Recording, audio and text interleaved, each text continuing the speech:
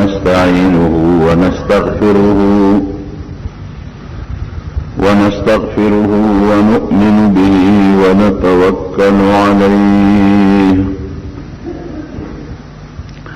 ونعوذ بالله من شرور أنفسنا ومن سيئات أعمالنا من يهده الله فلا مضل له ومن يضلله فلا هادي له ونشهد أن لا إله إلا الله وحده لا شريك له ونشهد أن سيدنا وحبيبنا وشفيعنا وسندنا ورحمتنا ومولانا محمدا عبده ورسوله أما بعد فقد قال أصحاب رسول الله صلى الله عليه وسلم ما هذه الأضاحي يا رسول الله قال سنة أبيكم إبراهيم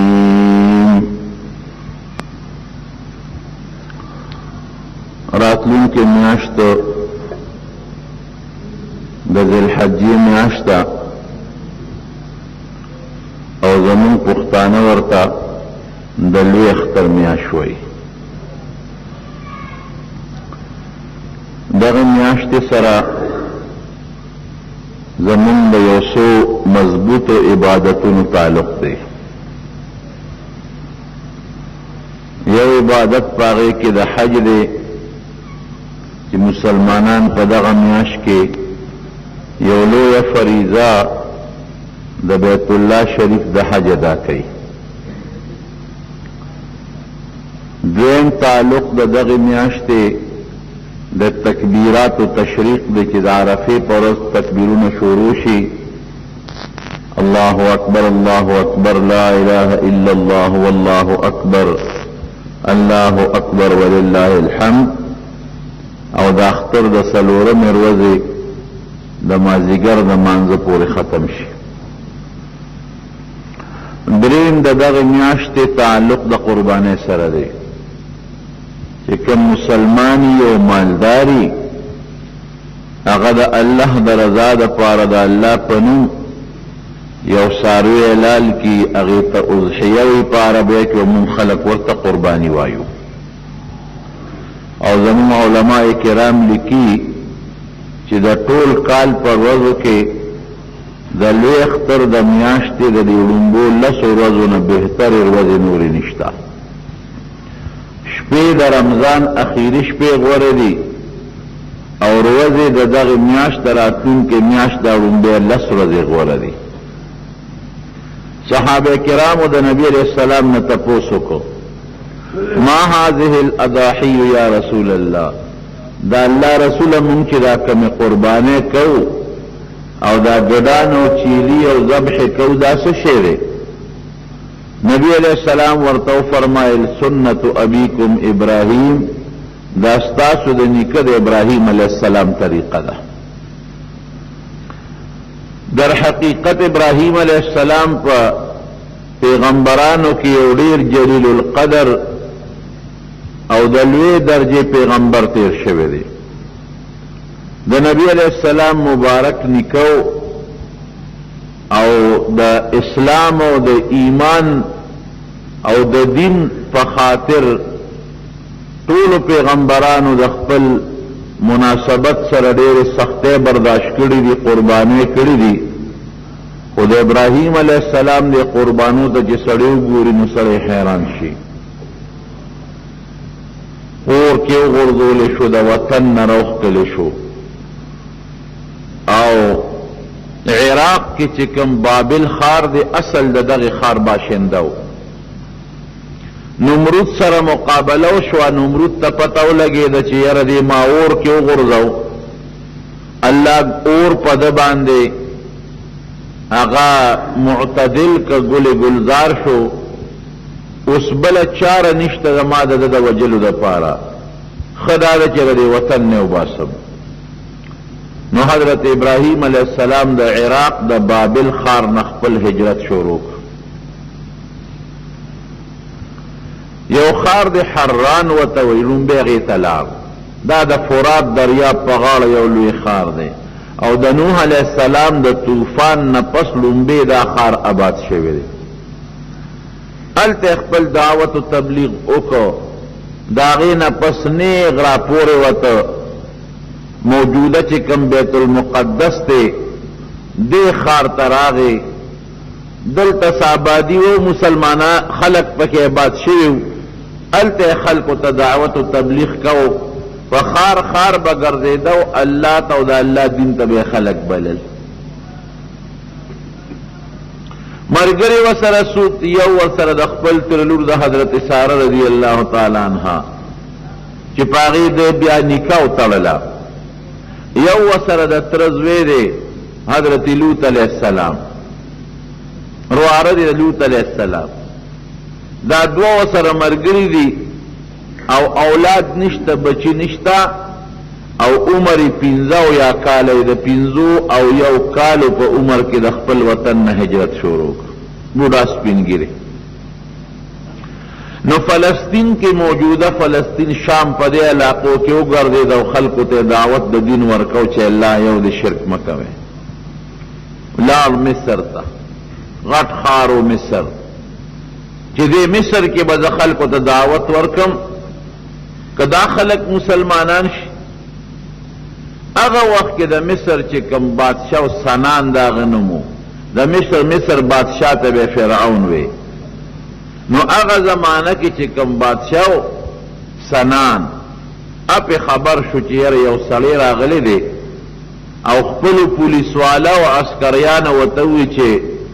دیر خشتخ کلی خزد و سر واقعی حضرت سارہ رضی اللہ تعالی عنہ اللہ دیر زیادہ خشتہ و خپلی پیدا کرے و خوبصورت خزوا نو او دا بادشاہ ظالم بادشاہ او دا خزو شوقی بادشاہ چی اگر تا پتاو لگی دا چی زمون دا علاقی تا یو سڑی راغلی دے او خشتخ کل خزم ورسر دا نو دا دوالے گرفتار کل حکمیوں کو چی دا جیل کے واچے گرفتار کی چی دوالے سنگ گرفتار کل نو اگا خپلو پولیس والاو تے حکموں کو چی دا خزت مال راولے طریقہ بے داوا چی کدا خز خاون بو نو خاون بے ولا وجہ او که رور او خور بو نو بیا بے دا خز خوتی اونی وخو رور تا بے ولا غگ نکو لکه وعده کړي خزا خو خاون نشي برداشت کولی چې مانه دی بل څوک والی نو خاون به ولا ملک او نا وعده کړي خزا چې وا اوبم اغشته بوتله به زیر رور به وی چې اسی به هم چاته په نکاح کوم د بادشاہ سین حضرت ابراہیم علیہ السلام ته پتو لګی چې دا خو ډیر ظالم بادشاہ دی او پلیت دی او د خواهشات تابع دی او خدای داسه په مصیبت راوړیدم وطن روتم مور او پلار پاتې شو او اوس پیغله خزر سره د داقو اور کې وګرځول شم اغه نه خدای ته بچ کړم دا بسکی خزه ته وی خزه یو چل خو کو وی تک دې بادشاہ لورل نو تور تدا سموا چې دا زما خاوند دی ګوره موتا ټیک ته زما خزه او زستا خاوند دی خو موتا دوار مسلمانان درونو خوریو پا مقدز مکا زموستان بل مسلمان نشتزم مسلمان موتم مسلمان نو مسلمان سڑی دا مسلمان خزرورم وی تد تک تا زما خز خود دین او دا مسلمانے پا بنیاد دستارور موتم خوری نو که بادشاہ دنا تپوسو که تم دقا سی وطوا چی دا زما روز دے او التا اللہ نا سوال کئی یا خدایا دا مظلومانو دا بے کسو مل تیبل سوک نشتا دا حقیقت تے چی سوک من دوئی او سوک پہ تکلیف او سختی تیرئی نو دیبا اللہ لمن دوئی بید اللہ نا بل اسرشتا دینا کشتے چی غرکی گی بے اختیار خلق یا اللہ موٹر او ڈرائیور چې چې کلم ګاډ جنگیږي بے اختیار د خولې نه خیږي یا الله. نو خدای د بے کسو او مظلومانو مل او اسره پروردگار ته ز مسافر ما او ډیر آزمایشونه ستاره دین د لاسه په مارا الله برداشت میکړل دا تکلیف د برداشت کېدو قابل نه دی. ز پیغمبر امستو دا زما بیبی دا او یو پلیت ظالم دا خزمانه بوتلا الله ته زما ملش. نو رب العالمین ته چې د زړه د اخلاص نه چغه ویلې قبلې زمونږ دا چغه دړه نه ني مونږ د خلې نه وایو د دعاګانو یو سلسله مې یاد کړې د پیګم نه چې دا مونږ سو یو سمونه وي ګوټم لګولې دا وغه وایو الله نه دعا کوه الله به قبلې. چې څنګه خزه بوتله او بادشاہ خپل کوټې ته دن نکلو در جرنده ورپسې دن نه واله او خو پورا په ګناه قادر شو. نو حضرت ساره بادشاہ ته وی چې ګورا ما ته اوسه پورې چې ته پردي سړی لاس نه دی جنګول ته بادشاہ ستا پر آیت کې د دنیا خزي دي څه چې کې کول شي مهرباني وکما معاف کا نه نن خو ته زما دغه نشانه نن د چې ته پرېږدم چې څنګه د لاس ورنږدې کو د لاس د ورونه مخکې الله هغه بادشاہ لاسونو خپېشل کړل په ځمکه پرېوت فالجو پټک لاسونه هم شل شو خپې هم شلې شوې پوه شو بادشاہ چې دا ښځه خو هر څوک چې ده خو دا خو نیک او ولیه ښځه ده د الله نیکه مسلمانه بنده معلومیږي. فوراً درخواست وکړه بس زه تا ته اسم نه ویم زما له طرف نه ته محفوظ او لېږم د خپل رور لا خو ته مهرباني وکړه دعا وکړه چې ما واپس الله جوړ کړي. ښځه بیا هم رحمدله وه د پیغمبر بیبي وه وی ښځه ما معاف کړې دی ټیک شو جوړ شو چې جوړ شو دوباره بیا قصد وکړه چې زه لاس ور واچوم زه راشه یاره دا خو یو بیماری او ټیک شومه انسان ته چې تکلیف راشي او الله یاد کی نو چې بیا دی برابر شي نو بیا غار سے یېري دا خو اتفاقی بیماری و جوړ چې دی کې د ښځې څه دي او چې بیا لاس وروړه نو بیا او مقه چل پې رب العالمین وکړو بیا لاسونه او خپې فالجو والې په دا ځمکه پرېوته چې څنګه پرېوته بیا درخواست وکړه پوه شو چې دا خو دې ځل معامله مقه ده ما خو یې اتفاقي څه لانجه شوې ده دا خو مغه معامله ده ما ته معافي وکړه او تا ته اسم نه ویم اخو الحمدلله ښځه بیا فورا معاف کړه چې معاف یې کړې بیا ټیک شو په درېیم ځل بیا قصد وکړه چې بیا قصد وکړه بیا مغه چل پې وشو په درېیم ځل بیا درخواست وکړه چې بعد ګوره دوه ځله خو دې بیا ما معاف کړې بس دې ځل به زه هیڅ هم نه ویم مکمل زما له طرف نه تا ته اجازت دی ځه اوس دعا وکړه معاف یې کړه بیا دې ټیک شو چې ټیک شو تپوس یې ته وکړې بس زه ته غږ نه تا به زه معاف کړم غږ درته نه کوم یې څوک الله ته ووایه وی زما خاوند ابراهیم نوم دی د الله پیغمبر دی دلته څه کوې دلته رالو د الله د دین د اشاعت او د الله د ایمان د خورولو او د خلق د دین ته د بللو د تبلیغ له راغلي عراق نه څنګه راووتی د کوم ځای دی عراق هلته نه څنګه ټوله قصه ورته وکړله اور کې مې خاوند واچولی شو الله پې اور ګلې ګلزار که د هغې نه راووته خاندان هم څه دی کم خاندان سره تعلق لري مونږ سامیان یو د نوح علیه السلام چې کم سام ابن نوح دی د هغه اولاد کې یو سامیان یو او دا بادشاه سنان د دغې قوم سره دیم سامی و نسل او خاندان نه دواړه یو وختل نسب چې و شجره دواړه یو بل سره په نسب کې برابر ښه تاسو خو زما خاندان والا یې زما ستاسو شجره نسب خو سام ابن نوح ته رسي تم سامی النسل خاوندم سامی النسل او زم سامی النسل یو خاندان او یو رشته ده